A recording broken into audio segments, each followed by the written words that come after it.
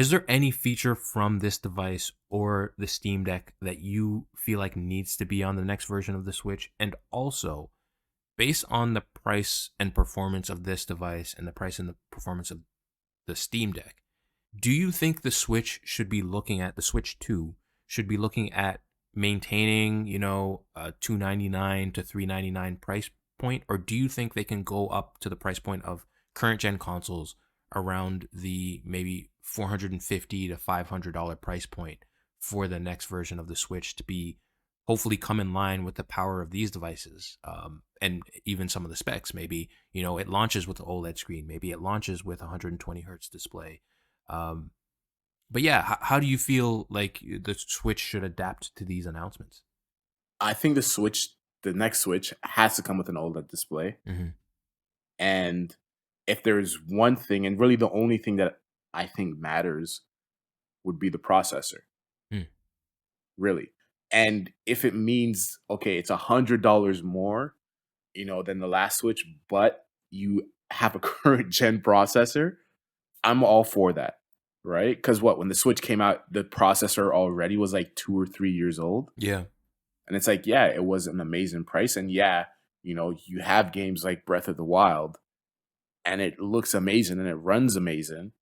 But if they were to come out with a 2-year-old processor today, and it were to be like $100 more expensive, that wouldn't make any sense. Yes. I'm sure they'd still sell because it's Nintendo, right?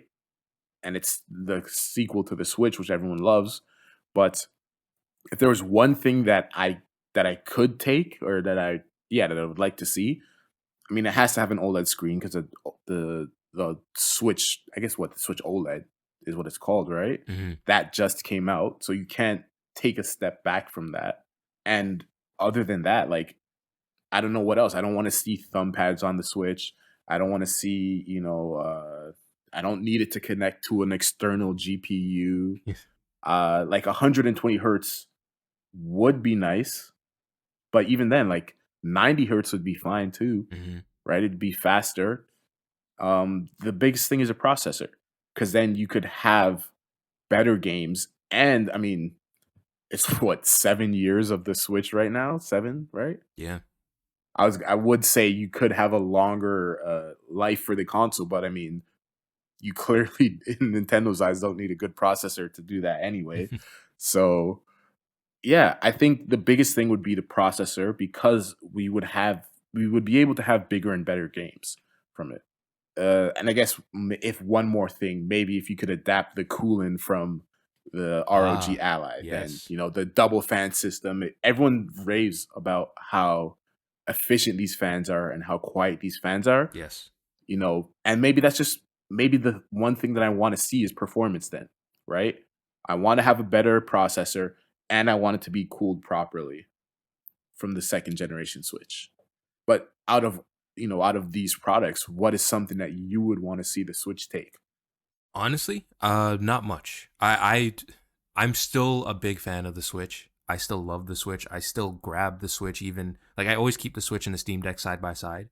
And there will be days where I'm like, I just want to play a game quickly. I don't want to have to worry about updates and all this. I'll just grab the Switch. And part of me wants it to still stay a cheap, affordable, not cutting edge kind of device, because I don't think it needs to be. I think Nintendo does a really good job with making games with the hardware that they have. But I do understand people are tired of the Switch. I was talking to my little cousin the other day. He's like, I don't even use my Switch. I'm like, oh man. But I get it. But for me, I'm still a big fan of the console. And, there's very few times where I'm like, something with the Switch isn't horribly wrong, other than the Joy-Cons. Those need to get upgraded so the drift goes away, and maybe even bigger sticks. But yeah, I hope they do keep it somewhat affordable. But you did mention something there that I just want to give extra props to the ROG Ally for. And one of them was, you mentioned the cooling. Yes, everyone has raved about how quiet this device is compared to the Steam Deck. The Steam Deck does get kind of loud, and it's a bit of a problem. Also has great speakers, something that Asus is known for, like you mentioned with their phones. They've all had great speakers as well. But then also, So there's a couple of reviews I watched. One of them was the Linus Tech Tips review, where he talked about, hey, this is even more comfortable than the Steam Deck to use. Another one was Retro Game Core, who talked about it was less comfortable than the Steam Deck to use. This is a really important thing that I think I just want to mention really quickly, which is why this device is so great that it exists, and it's not just the Steam Deck in a mass market device. The Steam Deck is gigantic, and to me, it is the most comfortable controller I've ever used. But we've talked about it. It is big, and it's too big for a lot of people. The fact that the ROG Ally is smaller, and Linus has talked about a lot of times in his videos, he does have small hands. It's a smaller device. For people with smaller hands, it's going to be more comfortable. So just the idea that this exists now gives another option for people who maybe couldn't use a Steam Deck because it was just too big and too uncomfortable to use, another option. And yeah, I just got to give him props all around, and I hope we see more. Hopefully like Razer or someone else gets involved in this, and obviously the Switch too, because honestly, handheld consoles, in my opinion, are my favorite kind of segment for gaming. And yeah, I would love to see, we already have two great options. I'd love to see what Nintendo takes from these to say, hey, we could make the third great option, or we can regain our crown as the best handheld gaming console.